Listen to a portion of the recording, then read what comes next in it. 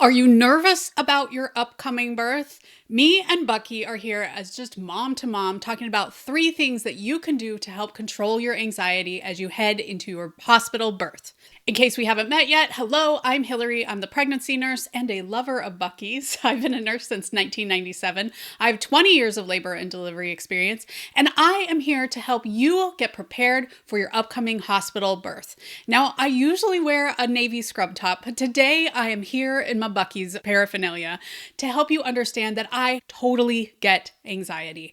I am a mom who's very anxious. You might be a mom who's very anxious. So I just want to talk mom to mom about how you can get prepared for your upcoming birth. Okay, the first thing you can do is to write down your birth preferences. Now, before I came on this video, I printed out my birth preferences that you guys can get. I'll put the link down below. It's two-sided. My printer was not in the mood today. Anybody else's printer get in that type of mood?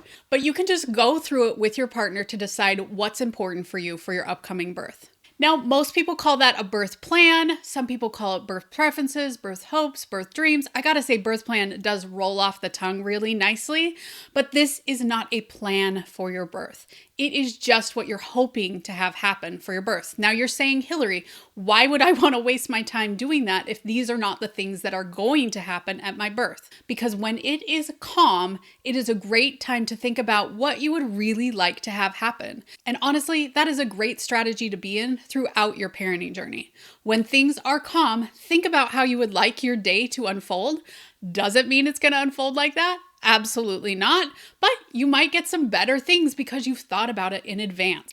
And honestly, thinking of these things in advance is a big win. In fact, my birth preference sheet, honestly, I think it's the best one I've seen, of course, but it really has a lot of things that you will be able to control. Are you a girl who likes the lights on in the room, or would you prefer it to be more dim? Would you like music playing? Are you planning to breastfeed or bottle feed? There are a lot of things that you can control about your birth that really helps us just to get to know you a little bit better. Side note, as a labor and delivery nurse, it's really tricky to meet someone and within 30 seconds, you need to be their best friend and get them to trust you and you to really understand kind of what they want for their upcoming birth. So when you hand me a birth preference sheet, it really gets me up to speed quickly on what kind of a gal you are, what kind of birth you're hoping for, so that I can help you achieve that as we move forward. However, it's really important to realize that you don't have control over a lot of the things that you might be hoping for at your birth. You might not want to get induced. You might not want to have a C-section, but those things may end up happening. So the more you just think about the other things in the room, I think the better off you're going to be. Number 2 is to get a buddy. Hopefully you're not in this whole labor and delivery process alone. Hopefully you have a partner, a mom, a best friend who's coming into labor and delivery with you. Now, I will say that if you are planning to come into labor and delivery entirely alone, I would 100% recommend getting a doula. I have found those to be so helpful if you're planning to labor alone. There are some nonprofits who might be able to even help you out about that. So talk with your provider and see if there's some way that they can help you out, because I know it can be financially a lot, but I think having someone in the room with you that you already know can be so helpful. However, most people, I would say especially husbands, boyfriends, are not innately great birth helpers. They get a little bit scared. They don't know what's going on. They do not feel confident, which they're used to feeling confident in whatever job or whatever they're doing. They're also sometimes not great at asking questions about how they could do better. So I think it's really important to prepare them along with yourself for your upcoming birth. And when you do that, you end up with a teammate rather than just a cheerleader.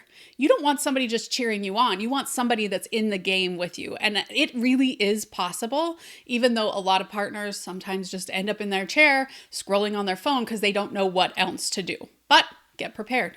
Which leads us into number 3, get prepared. You need to get prepared for all of birth. And it gets tricky if you're just looking on social media. You know, the other day I was looking for some information on how to best grow cucumbers in the Arizona desert. I live in Phoenix.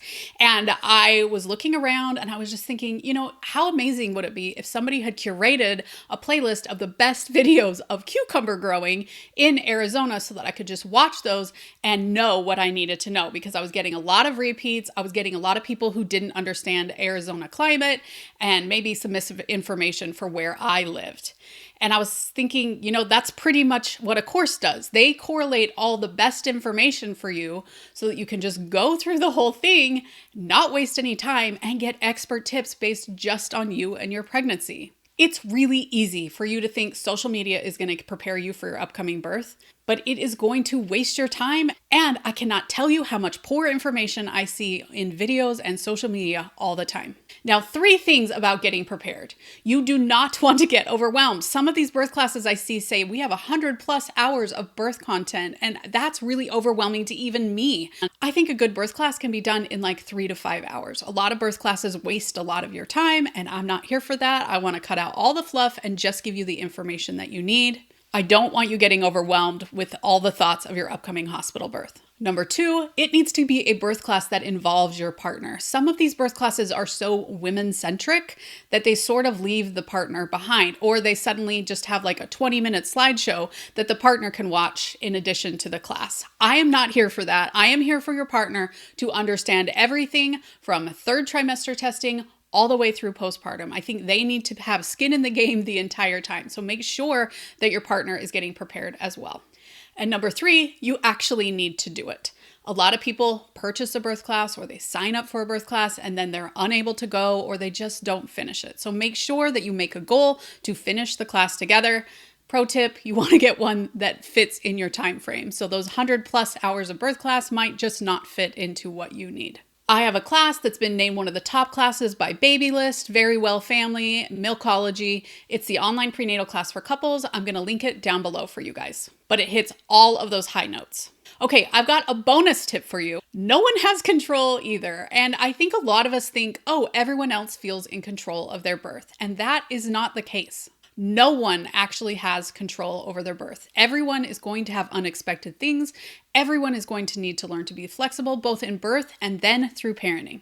Next time you're feeling a little bit nervous about this, look to your local school or daycare. Look at those kids outside and realize all of those kids came through a similar process, and most often it ends up A-okay. Do things go wrong? Yes. Is the hospital prepared for when things go wrong? Yes. I gotta say, you guys, you would be shocked at how much time we spend preparing for if things go wrong, which doesn't happen very often, which is why we have to train on it because we gotta get good at it. But most often things go just fine.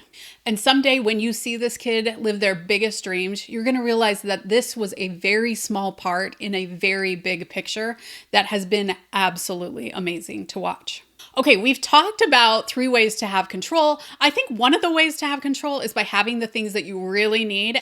And I have 3 essentials that you absolutely need in your hospital bag. I'm going to put the link to them up above. What are you hoping for your birth? Tell me down in the comments. Thanks for being here.